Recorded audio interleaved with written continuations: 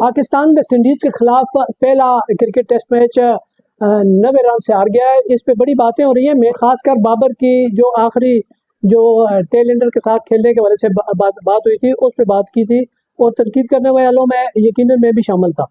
लेकिन एक बात तो मैं उसका उस वक्त उसमें भी इतराफ़ किया था, अब भी इतराफ़ करता हूँ कि बाबर आजम ने बड़ी शानदार इनिंग्स खेली, 58 रन पे नॉट आउट रहे, और वही बाबर आजम ही एक थे जो उसकी मुख्तलिफ घूमती हुई बालों और तेज बालों का सामना कर रहे थे और डटे रहे, और दीगर बैट्समैनों को उन्होंने बताया कि देखें अगर आप विकेट पे खेलना चाहें तो खेल सकते हैं। लेकिन बात जो टेल एंडर पे जो मौजू बना हुआ है कि इससे टेल एंडर पे क्यों बात हो रही है बाबर आजम की, तो वो दुरुस्त हो रही है। बाबर आजम जैसे कैलिबर का आदमी, बल्कि कोई भी प्रोफेशनल क्रिकेटर जो क्रिकेट खेलता है, ये समझता है, उसको कम से कम ये बात तो समझ आनी चाहिए कि जब टेल शुरू हो गया है, आपके सामने टारगेट सिर्फ 100 का रह गया या 110 का है, तो आप कोशिश कर सकते हैं ना, जीतने की कोशिश की तरफ जाना चाहिए आपको।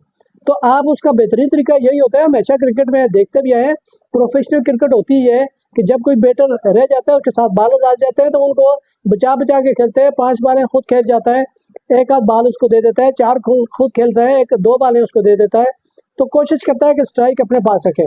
लेकिन हमारे जो टेल एंडर आउट हुए हैं, माफ़ कीजिएगा, वो आपकी गलती से हुए हैं। आपने पहले ओवर की पहली बॉल पे आप रन लेते थे, दूसरी तरफ जाते थे आप और पीछे से वो आउट हो जाते थे। खुर्रमशहजाद, मोहम्मद अली और मोहम्मद अब्बास, ये तीनों इसी तरह आउट हुए हैं। जब आपने सिंगल लिया, पहली बॉल पे आपने सिंगल किया, उनको एक्सपोज किया और वो आउट हो गए। ये नहीं कहते कि आप जिता के आते, आप कोशिश तो करते, लेकिन आपने कोशिश छोड़ दी। ये भी मैंने इल्ज़ाम नहीं लगाता कि आपने अपनी 50 कैरी किया, क्योंकि 50 के बाद भी आपने ये रवश बरकरार रखी, और मोहम्मद अब्बास तो उसके बाद में आउट हुआ जब आपकी 50 हो चुकी थी। तो अब जब ड्रेसिंग रूम में बात हो रही है उसके बाद शिकस्त के बाद, तो आपका मौक़िफ़ क्या है? आप कह रहे हैं कि वेस्ट इंडीज़ वालों ने टेल एंडर ने इतने स्कोर कर लिया, हमारे वालों को भी कोशिश करनी चाहिए थी। आप उसकी बात कर रहे हैं बैटिंग, जो खासकर बैटर नहीं खेल सके, तो आप अगर उस पर करना ही चाहते हैं, रीऑर्गेनाइज करना चाहते हैं, तो बैटर्स के कान खींचें, उनको बताएं कि आप किस लिए आए हुए हैं।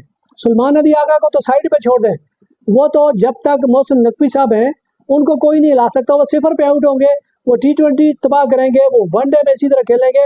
अब टेस्ट मैच में भी 0 पे आउट हो गए, उसकी कोई बात भी नहीं करेगा। टीवी चैनल पे आप पे नहीं सुनेंगे कि सलमान अली आगा का किसी नाम लिया है, या सोशल मीडिया पे वो बाबर आजम के खिलाफ तनकीद होगी और होती रहेगी। तो बाकी जो बैटर्स हैं, उसके अलावा इमाम आके पहले इनिंग्स में 50 करने का ये कतई मकसद नहीं होता कि दूसरी इनिंग्स में आप आज़ाद हो गए, जिस तरह मर्जी खेलें और आउट होकर चले जाएं। हाँ, शान मसूद का जो बनता है वो ठीक है, क्योंकि उन्हें पहली इनिंग में सेंचुरी बनाई और उनका जो फ्रैक्चर हो गया था, वो तो ज़ाहिर है उस सूरत में बंदा अनफिट होता है, तो उनकी बहादुरी है, फिर भी आगे विकेट पर उन्होंने कुछ कोशिश की। उसके अलावा मोहम्मद रिजवान को इतने अरसे के बाद, तनकीद के बाद जब टीम में आए हैं वापस, वो आप साबिक कप्तान भी हैं, तो आपको तो अक्ल से काम लेना चाहिए ना। आपको तो कम से कम क्रिकेट सिखाने की ज़रूरत तो नहीं है। तो आपको नहीं पता कि फुटबॉल क्या होता है, आप किस तरह खेलते हैं, आप किस तरह की बालों पे आउट हो जाते हैं, या जिस मौके पे आपने T20 खेल रहे हो तो आप टुक लगा देते हैं, आप पे लोग तनकीद करते हैं कि आप स्लो खेलते हैं, और जब स्लो खेलने की और विकेट पे ठहरने की बारी आती है तो आप आउट होकर चले जाते हैं। अब पीछे बाकियों को इसी तरह देख लें, हमारे जो जितनी भी बैटिंग लाइन थी वो बिल्कुल नाकाम हुई। वो तो आपका तो जो थे दूसरे टेस्ट में अपनी बैटिंग को कम से कम मजबूत करें, और ख़ासकर ये जो बॉलर्स हैं, हमारे जितने भी बॉलर्स हैं तीनों चारों, वो किसी की स्पीड भी 132 135 से ऊपर नहीं है, लेकिन टेस्ट मैच में तो हमने देखा वो 130 से भी नीचे जा रहे हैं, 130 से नीचे। और ख़ासकर मोहम्मद अब्बास तो 124 126 पे है, लेकिन चलो मोहम्मद अब्बास की बॉल स्विंग हो रही है, बाकी की बॉल तो स्विंग भी नहीं हो रही, या वो कोई लाइन लेग पे बॉल भी निकलवा रहे, आपकी स्पीड भी नहीं है। उसके मुकाबले में शुमारा जोसेफ को आप देख लें, वो 148 पे 147 पे बॉलिंग कर रहे हैं, बाकी पे उनके बॉलर्स भी तकरीबन 135 40 तक जा रहे हैं, और हमारी जो फास्ट बॉलर कहलाते हैं वो 130 से ऊपर कोई बॉल ही नहीं फेंक सकता, उनकी बालें बड़ी मुश्किल से पहुँचती है, नाम उनका फास्ट बॉलर है।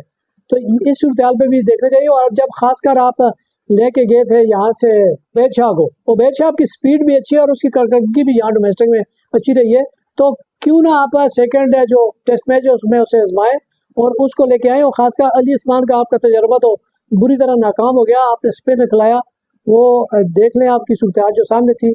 अब अगले मैच में यही होना चाहिए कि अली उस्मान को बिठाएं और उसकी जगह उबैद शाह को मौका दें। इसी तरह आपने बैटिंग वालों पे जिम्मेदारी डालें, वो जिम्मेदारी लें, सीनियर्स हैं या जूनियर्स हैं या नए आए हैं या पुराने हैं, जिस तरह भी है बैटिंग लाइन, अब आपके 6 बैटर रखे तो 6 बैटर को कुछ करके दिखाना चाहिए था। ये तो नहीं होता कि आप कोलैप्स कर जाएं और पूरे देखें, उस पूरी इनिंग्स में देखें एक बाबर आजम के 58 रन है, उसके बाद दूसरे जो हाईएस्ट है वो मोहम्मद अब्बास है, 23 रन उसने बनाए और बड़े दिलेराना किस्म के उसने 23 रन बनाए। तो ये यहाँ जो कोलैप्स कर गया है आपका पहले टेस्ट में बैटिंग लाइन, तो अगर दूसरे टेस्ट में भी इसी तरह कर गई तो आप यकीनन एक और क्लीन स्वीप लेके वापस आएंगे। और जो पॉइंट टेबल है वो उससे तो आप दूर रह गए हैं। आप पॉइंट टेबल में जो टेस्ट चैंपियनशिप में है आपके आप ऊपर आने के चांसेस बहुत कम रह गए हैं। लेकिन चलें फिर भी आप कम से कम ये टेस्ट में ड्रा जो सीरीज ड्रा तो कर सकते हैं, आपके पास मौका है अगले मैच में।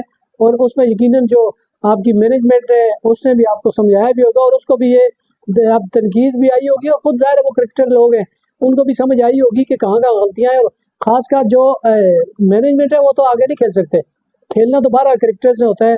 अगर क्रिकेटर्स नहीं खेलेंगे तो मैनेजमेंट क्या करेगी। उम्मीद ही की जा सकती है अगला मैच आप बेहतर खेलेंगे और सीरीज बराबर करेंगे। इजाज़त दीजिए, खुदा हाफिज़।